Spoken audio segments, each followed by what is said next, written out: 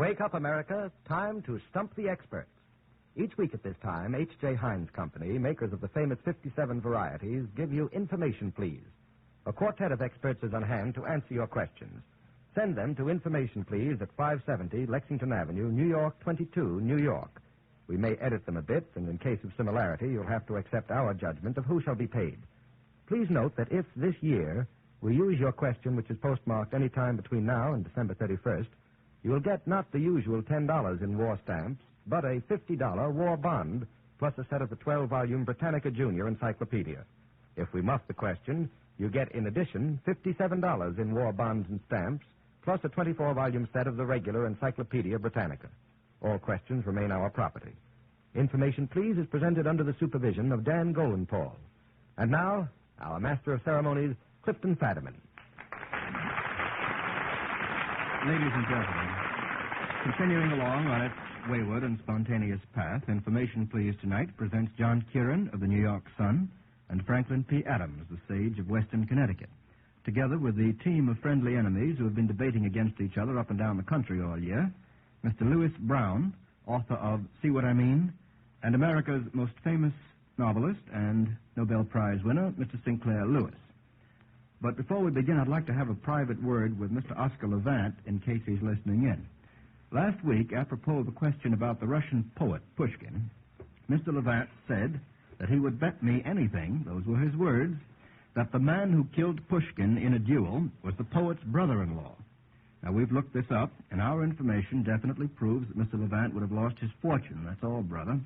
Now, we're going to go on with a question from Mrs. Philip Abel of Louisville, Kentucky. Gentlemen, get 2 out of 3 if you can on this. What melodramatic event, commemorated in verse, happened in each of these places? First, on a ribbon of moonlight. On a ribbon of moonlight, Mr. Lewis. The highwayman came riding up to the old inn door, Alfred Noyes. That's right. Now, what happened to him finally? Got bumped off by the owner of the inn. He got bumped off. Is that right, Mr. Kieran? Got him down like a dog. Yes, approximately like a dog. Now, how about a melodramatic event that happened in the Malamute Saloon? In the Malamute Saloon, Mr. Adams. That was Robert W. Service's poem. And what event happened there? That's where the bunch of the boys were whooping it up. That still isn't very melodramatic. I think the lady that was known as Lou bumped somebody off. Now, how about straightening Mr. Adams out? Mr. Kieran. This piano player came staggering in out of the night, which was 60 below, and he gave a little exhibition of piano playing, and he said that one of the men in the saloon, one of them men was a hound of hell, and his name was Dan McGrew, and then bang, bang, and there were a couple of dead fellows on the floor, and the piano player, he had his poke pinched, and the lady who did it was known as Lou. Yeah, that's perfect. Now, you see how much more melodramatic Kieran makes it, Adams? Poem, The Shooting of Dan McGrew. Goody, goody, goody. Now, we have one more place at which a melodramatic event happened, and that's at the old concert hall on the Bowery. Mr. Adams.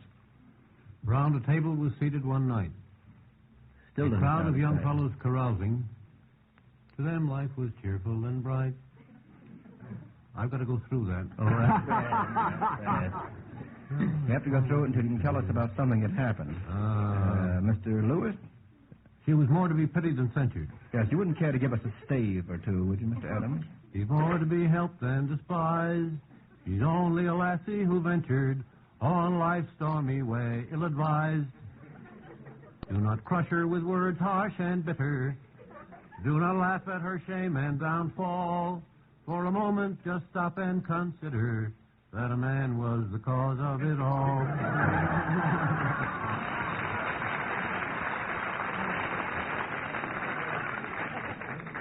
You've put a Nobel Prize winner in tears. Try this one from Sidney C. Davidson of Hollywood. Get, again, 2 out of 3. What is the origin of these commonly used words? Well, the first is goodbye. Mr. Brown. God be with you. Yes, God be with you. If you say it quickly enough, I suppose eventually. God be with you. Goodbye. That's right. The word amen. The word amen comes, Mr. Kieran? So be it. Yes, that's the meaning of it, more or less, Mr. Brown. I don't think so. I think the Hebrew amen means emphatically, Me too. Something like that. Well, so be it. Yes, I suppose. Well, so be it. it means verily or certainly. It's an expression of certitude. That's approximately what you meant, isn't it, Mr. Kieran? How about the word vamoose, the slang word vamoose? Mr. Lewis. Vamonos, the first person plural of the Spanish word being to go. Yes, that's right. Let us go. In the imperative sense. Right. Go. Well, you boys are very good. Try this one now from Murray Chaffetz of New York. What was the first name of these familiar characters of literature? Now, here's one that's familiar to everyone. I never knew he had a first name before. Ivanhoe. What's his first name? Mr. Kieran. Wilfred. Good heavens, how do you know that, Mr. I Kieran? know him very well. No wonder he called him by his last name. Wilfred of Ivanhoe. Wilfred of Ivanhoe. Did you remember that, Mr. Adams? No. It's new to me, too. Father was Cedric the Saxon. And Rothermere. I wonder whether you can do as well on the second part of this. Dr. Watson had a first name. What was it? Dr. Watson of the Sherlock Holmes stories, Mr. Brown. My dear. I beg pardon. My dear.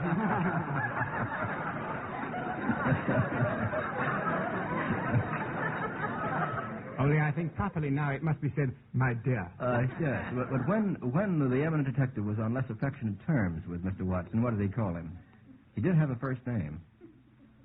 Well, the first name is John H. And I suppose no one remembers that except a member of the Baker Street Irregulars. Mr. Adams, you're not a member of the Baker Street I Irregulars. am not. Well, you see, that's why you didn't know it. That gives us one wrong. Now, Ben-Hur, in the famous novel by Lew Wallace, had a first name. What was it? We've all read Ben-Hur.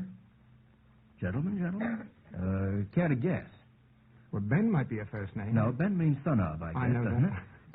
it? Judah. Judah was his first name. Well, that gives us 2 wrong out of 3 and sends $57 in war bonds and stamps, Mr. Chaffetz, and a set of the Britannica. Try this one, gentlemen, from Andrew J. Nowak of Buffalo. This will be a musical question. What condiment or sauce might you eat with the food that is suggested in this music? Is that clear? Let's have the first.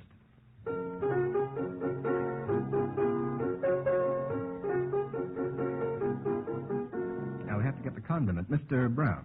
Mustard. They would go with a merrily we roll along, and a roll has hot dog in it, and the hot dog has mustard. You're taking it the hard way. Mr. Kieran? Salt. Why? Because the dark blue sea is quite heavily laden with salt. Nobody seems to realize that what's been played is Mary Had a Little Lamb. Or am I wrong? Pardon? Wasn't that merrily we roll Let's along? try it again, Mr. Cohn. Both. Is it both? I guess it is both. Sure, Mr. Brown and Mr. Kieran are both right. If it were Mary Had a Little Lamb, it would be what, gentlemen? Yes, Mr. Brown? Mint sauce. Mint sauce, mint jelly, quite right. Now let's have the second one.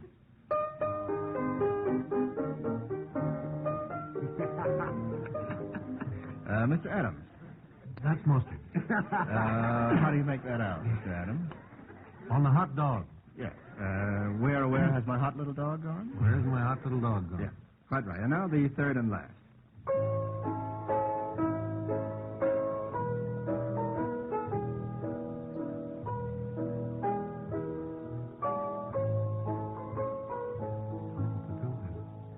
Very affecting. Mr. Brown. I was thinking what goes with dew. And I don't have any condiment that goes with dew. There's something about kiss me a fond of dew. Dew is not a food, really. Not even a liquid food. Mr. Lewis, was that a gleam of intelligence in your eye? Well, it's really a gag, gentlemen. Isn't that the song called Till We Meet Again? And what goes with meat, gentlemen? Mr. Adams, what goes? Ketchup, yes. And on this program, it would be better if you remembered it. Ketchup, or A1 sauce, chili sauce, any of those. Quite right. That nevertheless gives us 2 out of 3. How about this one from David Franklin of Brooklyn, New York?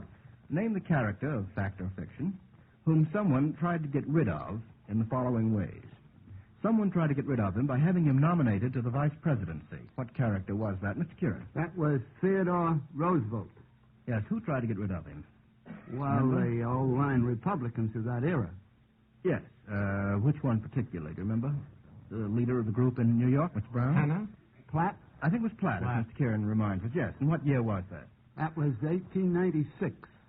I think it was 1900. 1900. 1900 is right. Well, they tried to get rid of Theodore Roosevelt and didn't work out as they had figured. What character, someone tried to get rid of him by sending him on a voyage with a sealed letter. This might be a character in legend rather than one in fact.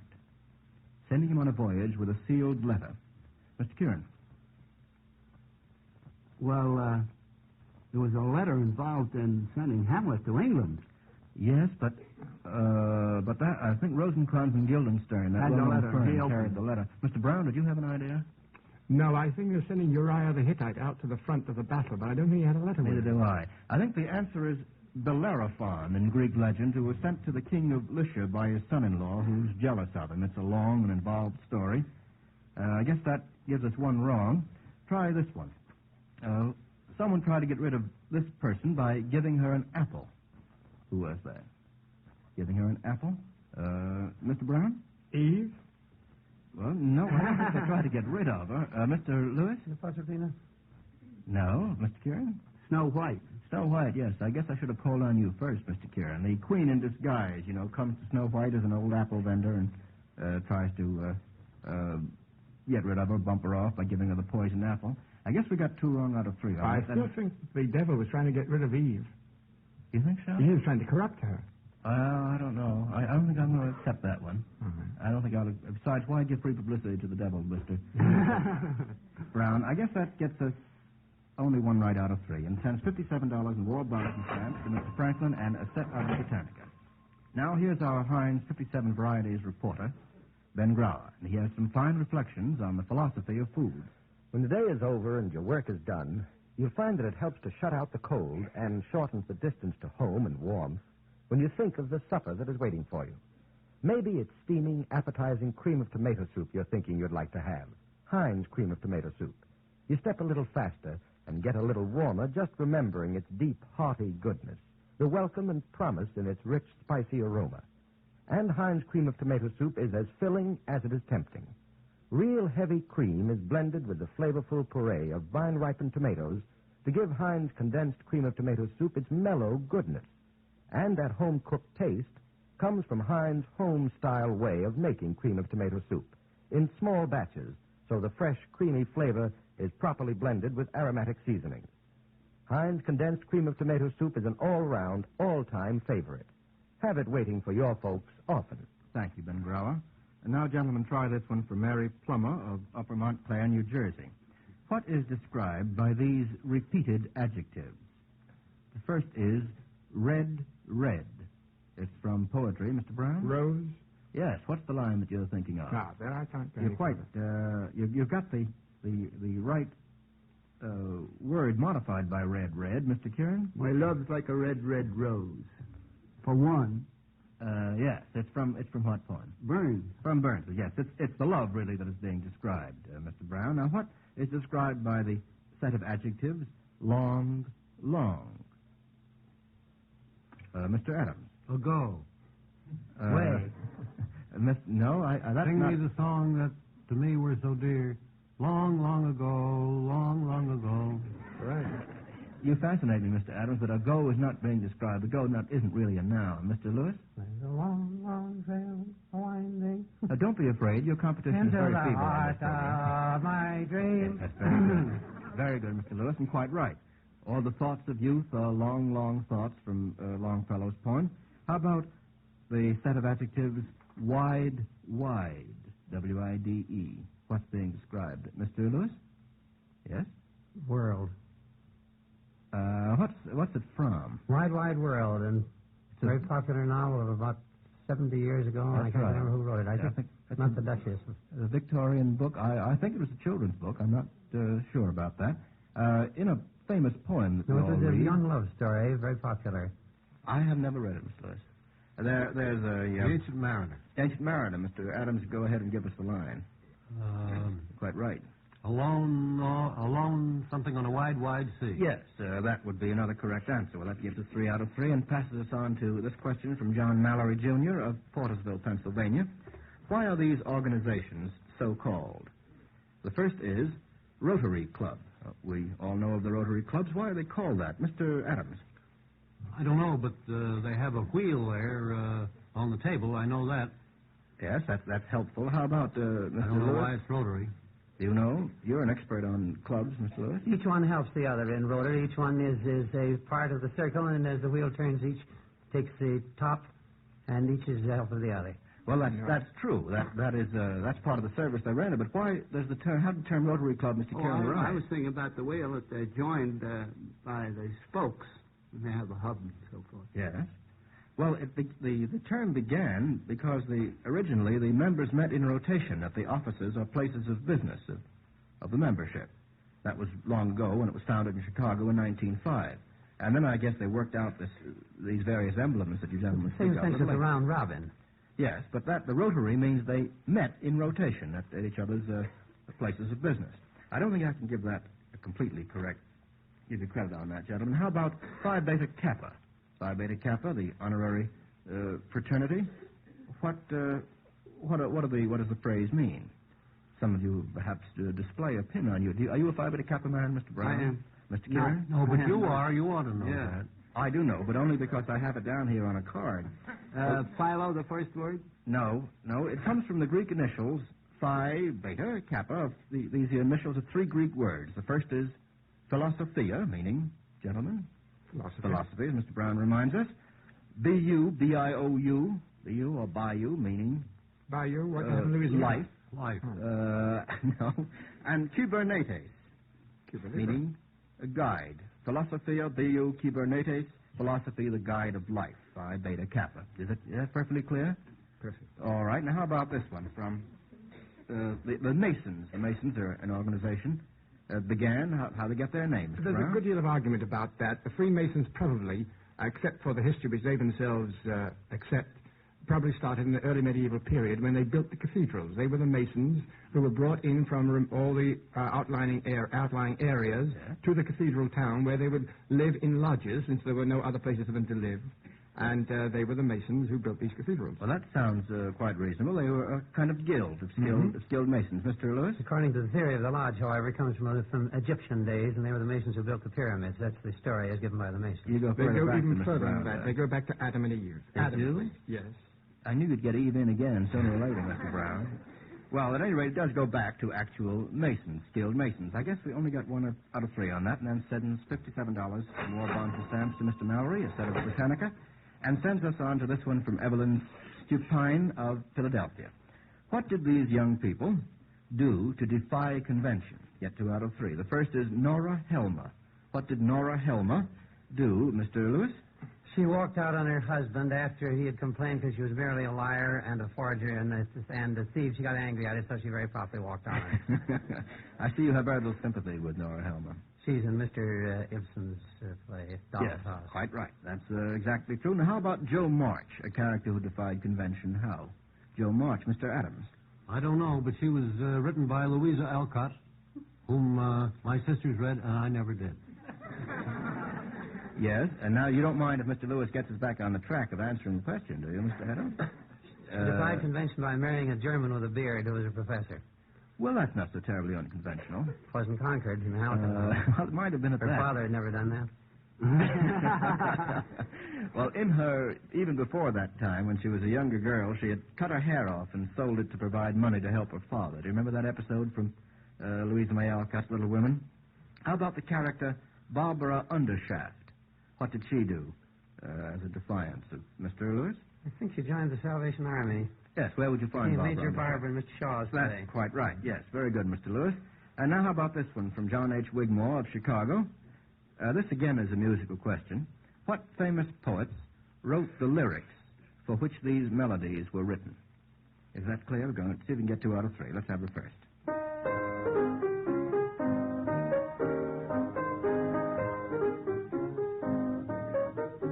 Mr. Kieran. Longfellow. Yes, what poem? Excelsior. Excelsior is right. Can you give us how does the poem begin? Shades of night were falling fast when through an alpine village passed. Yes. Of course, when Mr. Cohen played it, he's putting in a couple of extra notes rendered by what words that don't appear. You find out. Quite right. Now the second one.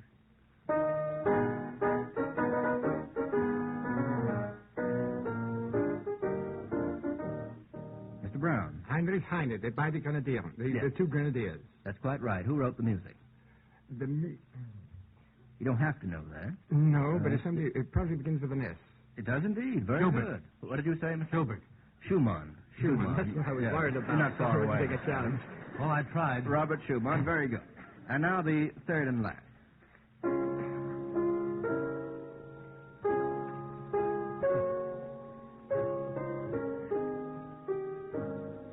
I have a number of hands now, Mr. Lewis.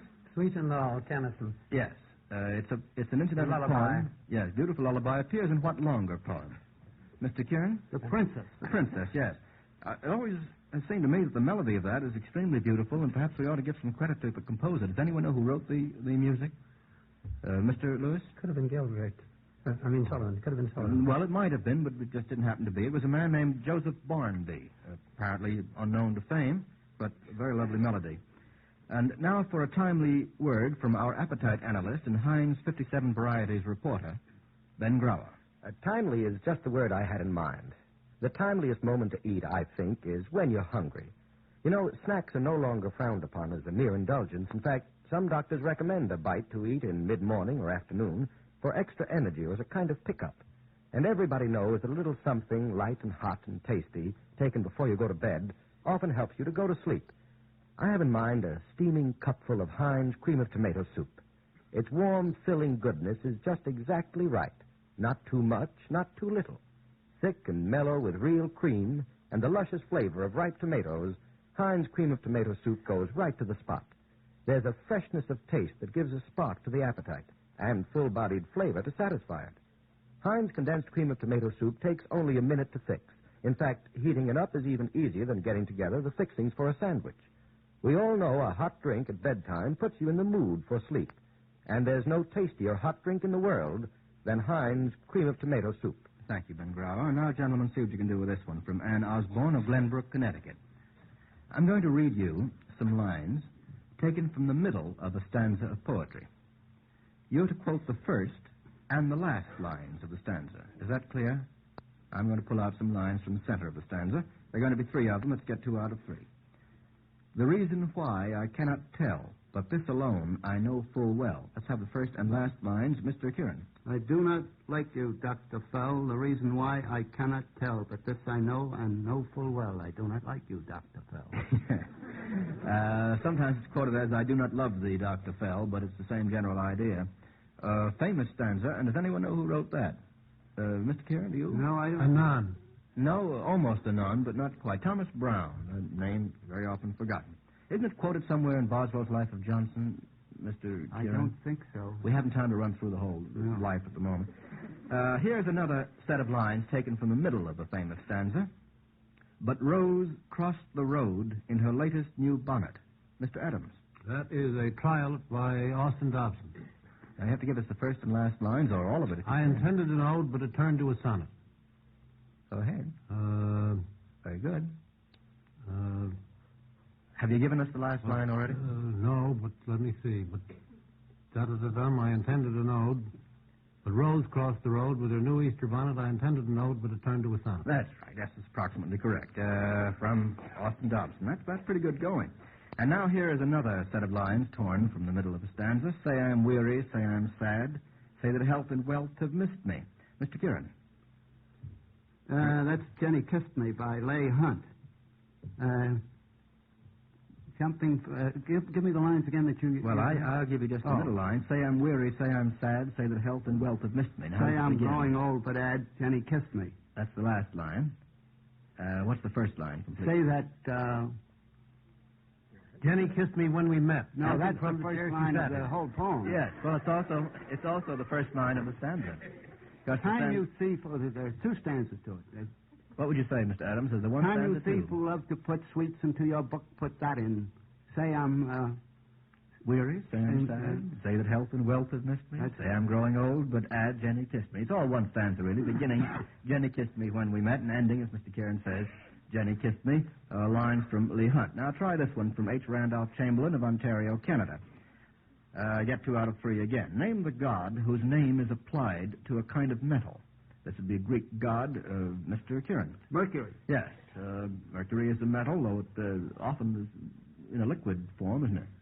It pours. Elements may be found in any one of 3 forms. Liquid, solid or gas. I'm awfully glad we had time for that little lecture, Mr. Adams. I hope you remember that from Mr. Kieran. Quite true. Name the god whose name is applied to a kind of bulb. I don't use the word botanically. Mr. Brown? Mazda. Mazda. Who was Mazda? Ahura Mazda was the god of light in the Zendavesta, in the Persian, in the Zoroastrian religion. Yes. His opposite was Ahriman. Very good. And his name was borrowed to get the term Mazda in common commercial use. Is there any question, by the way, as to the inventor of the electric light? Is there any, Mr. Kieran, have you ever heard of the controversy about who invented it? Well, I know. Well, I'd say Edison. Well, we would over here. Over in England, they say a man named Swan was the inventor of the electric light. When the war's over, we can have that little controversy out. Name the god whose name is applied to a kind of rubber. Mr. Adams. Vulcan. Vulcan, yes. What does it mean in the rubber business? Well, I don't know. You mean a vulcanized Yes. rubber? It's a process, kind of processed rubber. Mr. Brown? It was Heating up, he was a blacksmith. He was a blacksmith indeed. Well, that gives us 3 out of 3. How about this one from H.C. Birth of Los Angeles? Identify the man of history or legend who entered the city, where he was to become famous, entered it in the following way. One who entered it having traveled in a sealed car first. He had traveled in a sealed car, entered the city. Mr. Brown? Lenin, yes. What Came through in the sealed car through Germany, landed in St. Petersburg in April of in what was then called Petrograd already, Yes. in April of 1917. Yes, quite right. The train was sealed in passing through Germany. Now, what one was entered the city having been brought by merchants as a slave to be sold? Mr. Brown again. Joseph. Joseph, yes, from Canaan, Sold by his brothers to the slave dealers who brought him over to Egypt. That's right. Where he eventually became the dream teller and the Freud. Exactly. It became a what? The Freud of his day. Oh, the Freud. I thought you said the fraud. The Freud of his day, yes. And what one, came on foot to this city where he became famous and found employment in holding the horses of visitors in front of a theater, Mr. Lewis? Either Mr. Shakespeare and possibly Dick Whittington if there were any. Yes, and either But of those Mr. would be quite Shakespeare right. primarily. That's right. Well, that's all we'll have time for. Thank you, Mr. Lewis and Mr. Brown, for helping along with the fun this evening. Tonight, H.J. Heinz Company has paid out $171 in war bonds and stamps and 3 sets of the Encyclopedia Britannica. Now, as for next week, we have a very special announcement to make in connection with our guest. He's a member of the Chinese cabinet and one of China's great scholars, formerly her ambassador to Russia, and at present the chief of the Chinese delegation at the United Nations Relief and Rehabilitation Conference, which, as you know, was recently held in Atlantic City. We look forward with great pleasure to our guest for next week, Dr. T.F. Chiang. Remember, send your questions and the correct answers to Information, please, 570 Lexington Avenue, New York 22, New York.